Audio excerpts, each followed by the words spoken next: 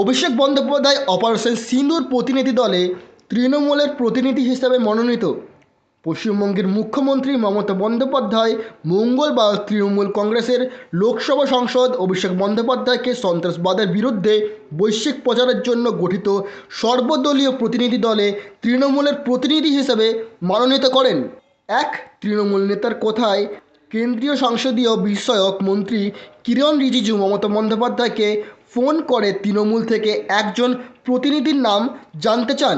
এই ফোন কলটি আসে একদিন পরে, যখন তৃণমূলের সাংসদ ও প্রাক্তন ভারতীয় ক্রিকেটার ইউসুফ পাঠান, যিনি কেন্দ্রীয় সরকার দ্বারা জনতা দল নেতা সঞ্জয় ঝার নেতৃত্বাধীন প্রতিনিধি দলে অন্তর্ভুক্ত হয়েছিলেন, দলের নির্দেশে সরে দাঁড়ান। পরে মমতা বন্দ্যোপাধ্যায় জানান, ইউসুফ পাঠানের নাম কেন্দ্রীয় সরকার তৃণমূল নেতৃত্বের সঙ্গে পরামর্শ না করেই ঘোষণা করেছিল।